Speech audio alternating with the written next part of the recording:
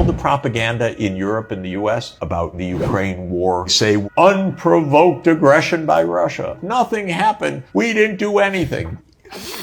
It's so sad because these people should learn something. They should know some history. How did this start? It started because in the 1990s, in the context of the diplomacy over German reunification, the US and Germany promised Gorbachev no eastward movement of NATO. Nicht die Absicht besteht, das NATO-Verteidigungsgebiet auszudehnen nach Osten. Then, of course, the Soviet Union vanished. And one very important thing happened when that occurred. They wanted to get out of the 75 years of effect of the Bolshevik Revolution. They wanted to move on to something better. And what did they say to me? What did they say publicly all the time? A common space of peace and prosperity from Rotterdam to Vladivostok. They meant it. They had no means anyway to make power demands anything else. They wanted actually just normal relations. And there's an incredible debate between Kissinger and the last U.S. ambassador to the Soviet Union named Jack Matlock. And the issue was about NATO expansion. And Jack Matlock says, why should we have NATO enlargement? Russia's not threatening us. It has disbanded the Warsaw Pact, which was its military alliance. Its military industrial complex is in collapse. The Russian economy, there's no threat whatsoever. And we're trying to establish normal relations after decades of Cold War. So then McNeil asks Kissinger, and Kissinger says, yes, NATO should enlarge. And McNeil is puzzled, says, why, Mr. Kissinger, are they a threat? No, Russia's not a threat.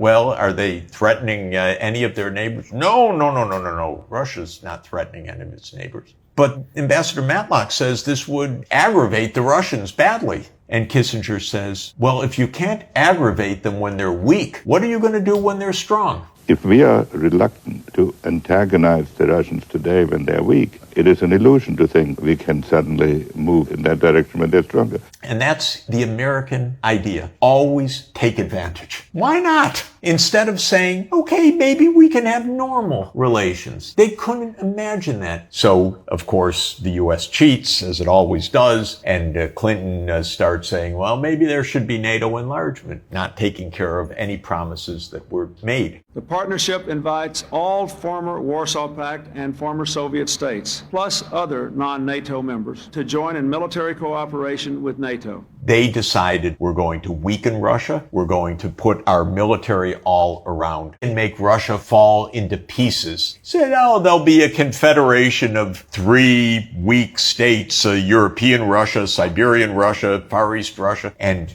it came in the context of NATO enlargement. It came in the context of the United States bombing Belgrade for 78 straight days to break Serbia in 2. And then in Kosovo to put the largest NATO military base in southeastern Europe, Bondesteel. So the Russians are saying, are you kidding? You bomb Belgrade, you walk out of the anti-ballistic missile treaty, you attack Iraq on completely phony pretenses, you expand NATO even though you promised not to do so, you send NATO to overthrow Gaddafi, you launch a CIA operation to overthrow Bashar al-Assad, and you say NATO's going to expand to Ukraine and to Georgia. NATO welcomes the aspirations of Georgia and Ukraine for their membership in NATO. You think Russia's not watching this and worried? Of course it is. Because on February 21st, 2014, 3 foreign ministers of the European Union negotiated with Mr. Yanukovych that he would stay in power and that there would be elections 8 months later. And this was also agreed with President Putin. The next morning, a U.S.-backed coup violently overthrew Yanukovych. I think Yats is the guy who's got the economic experience, the governing experience, and,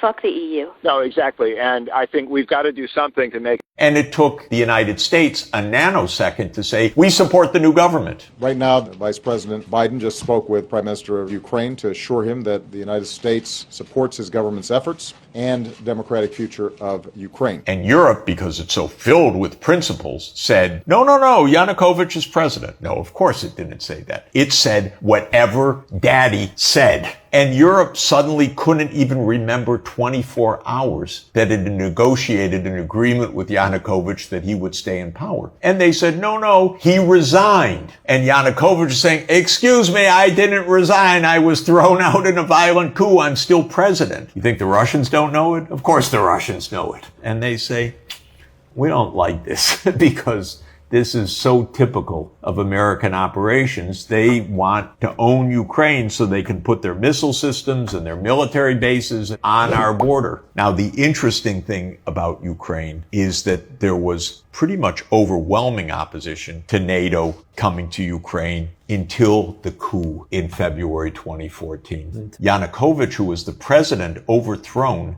knew this is not smart for us. If we go down that road, we're going to be a war zone. Because as soon as the post-coup government came in, they say, oh, we don't think Russia should stay in Crimea anymore. All Russia had was a 25-year lease for its naval base. The coup's not a coincidence. The coup is to get Russia out of Sevastopol. That's the point. It was the reason why there was a Crimean War in 1853, when Britain and France said, get Russia out of the Black Sea. So, 2014, Russia takes back Crimea, saying, no way this is falling into NATO hands. You have the war starting in eastern Ukraine, and Russia says, we need to not have this violence escalate. So an agreement was reached, the Minsk II agreement. And France, Germany, Russia, and Ukraine all agree to give the Russian ethnic region of the Donbass autonomy, to end the war then. And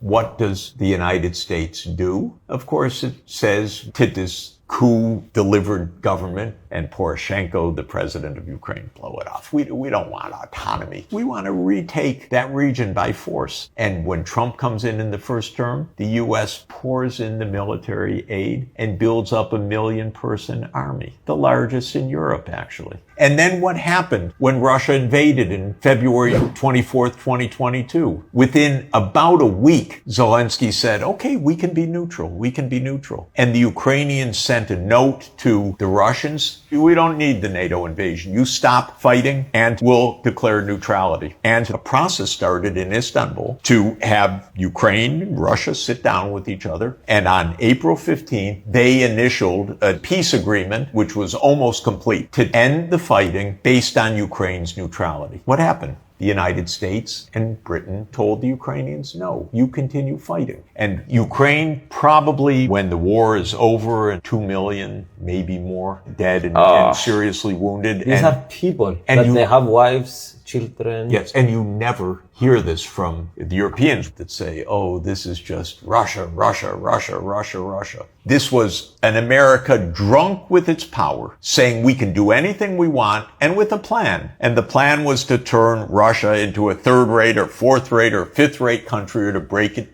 apart.